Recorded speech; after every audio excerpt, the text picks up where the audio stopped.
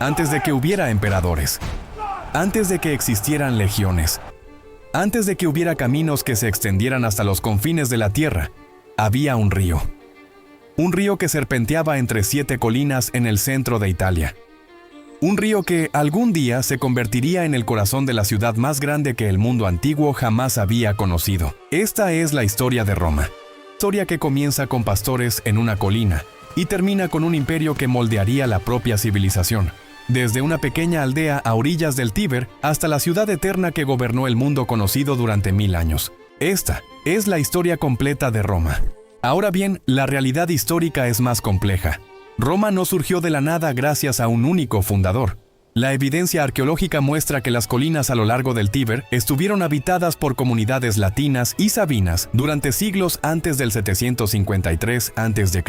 Pero toda gran ciudad necesita una historia, y la historia de Roma, la que se contaron a sí mismos durante 1000 años, comienza con 2 hermanos, hijos gemelos de un dios, criados por una loba. Durante más de 2 siglos, Roma fue gobernada por reyes. 7 reyes, según la tradición, cada uno dejando su huella en la joven ciudad. Fue bajo el reinado del rey Servio Tulio cuando Roma obtuvo sus primeras murallas de piedra, la muralla serviana, transformando el conjunto de aldeas en las 7 colinas en algo que, por primera vez, parecía una verdadera ciudad.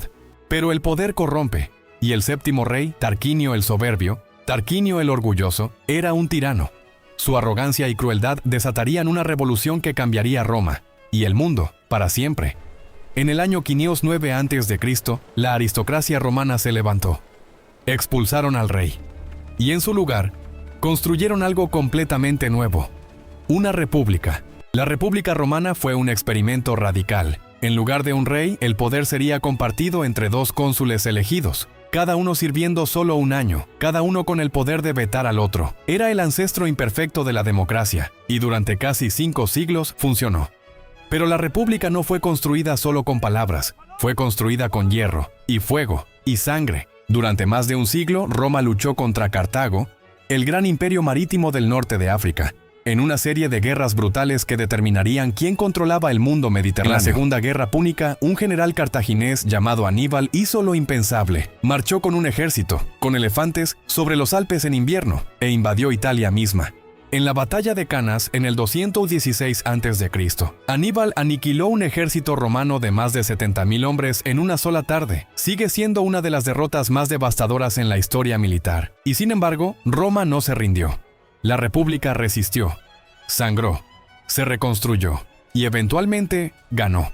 Para el 146 a.C., Cartago era cenizas y Roma se alzaba sola como dueña del Mediterráneo. Pero la victoria trajo su propio veneno. La riqueza inundó Roma. Los ricos se hicieron más ricos. Los pequeños agricultores, la columna vertebral de la república, perdieron sus tierras. Los generales se volvieron más poderosos que los senadores.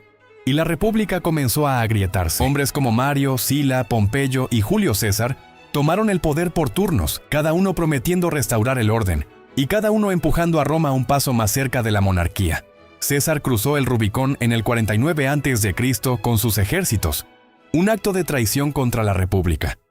En 3 años era dictador vitalicio. De las cenizas de la república surgió un imperio.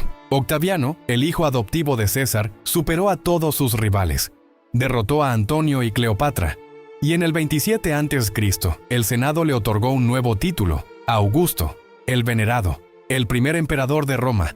Augusto era un genio, mantuvo las formas de la república, los cónsules, el Senado, las elecciones, mientras mantenía todo el poder real para sí mismo. Los romanos se decían a sí mismos que aún eran libres, quizás algunos incluso lo creyeron. Creó un ejército profesional. Estableció la Pax Romana, 2 siglos de paz relativa que permitieron que el comercio, la cultura y las ciudades florecieran en todo el mundo conocido.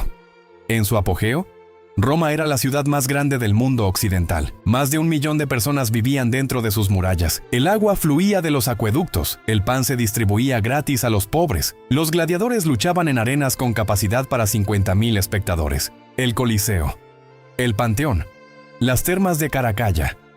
Estos no eran solo edificios, eran declaraciones, monumentos al poder romano, a la ingeniería romana, a la ambición romana. Y más allá de Roma, un imperio se extendía desde Escocia hasta Mesopotamia. Desde el Rin hasta el Sahara, 70 millones de personas, cientos de ciudades, todas conectadas por 400.000 kilómetros de caminos, la mayoría de los cuales aún se pueden rastrear hoy. El siglo III d.C. fue una era de catástrofe. En solo 50 años, Roma tuvo más de 20 emperadores. Las plagas mataron a millones. La economía colapsó. Los ejércitos bárbaros cruzaron las fronteras. El imperio que había parecido eterno comenzaba a fracturarse. En el 312 d.C., el emperador Constantino tuvo una visión, o eso dice la historia, una cruz de luz en el cielo con las palabras, «Con este signo vencerás». Ya fuera real o no la visión, las consecuencias lo fueron. Constantino se convirtió en el primer emperador romano en abrazar el cristianismo, y al hacerlo, transformó una secta perseguida en la religión oficial del mundo romano. También trasladó la capital, al este, a una ciudad en el Bósforo que nombró en su honor, Constantinopla. La vieja Roma ya no era el centro del mundo. En agosto del 410 d.C., sucedió algo que no había ocurrido en 800 años. Un ejército extranjero saqueó la ciudad de Roma. Los visigodos, liderados por Alarico, marcharon a través de las puertas y pasaron 3 días saqueando la ciudad eterna. El shock psicológico en todo el mundo romano fue total. Si Roma podía caer, ¿qué se podía confiar? El imperio occidental había estado muriendo durante décadas. Pieza por pieza, las provincias cayeron ante reinos bárbaros. Galia se convirtió en Francia, Britania se convirtió en Inglaterra, Hispania se convirtió en España. Y en el 476 d.C., un jefe bárbaro llamado Odoacro depuso al último emperador romano de Occidente, un niño llamado Rómulo Augustulo, un niño llamado, irónicamente, en honor tanto al fundador de Roma como a su primer emperador. El Imperio Romano de Occidente había terminado, ¿o no? Porque en el este, el Imperio Romano continuó. Constantinopla, la nueva Roma, sobrevivió por otros 1000 años. El Imperio Bizantino mantuvo vivas la ley romana, la cultura romana, la identidad romana hasta el 1453 d.C. Y en la propia Roma, la ciudad que una vez albergó a 1 millón de personas se redujo a quizás 20.000 almas. Los acueductos se secaron. Los foros fueron abandonados. El ganado pastaba en lo que una vez fue el corazón del mundo. Pero la iglesia permaneció, y fue la iglesia la que preservaría lo que quedaba. El idioma, la ley, la arquitectura, y eventualmente encendería su renacimiento. Roma no murió, se transformó. En el siglo XV, una nueva Roma comenzó a emerger. Papas y cardenales, inspirados por la gloria antigua de su ciudad, financiaron una explosión de arte y arquitectura. Miguel Ángel pintó la Capilla Sixtina. Bramante diseñó la Basílica de San Pedro.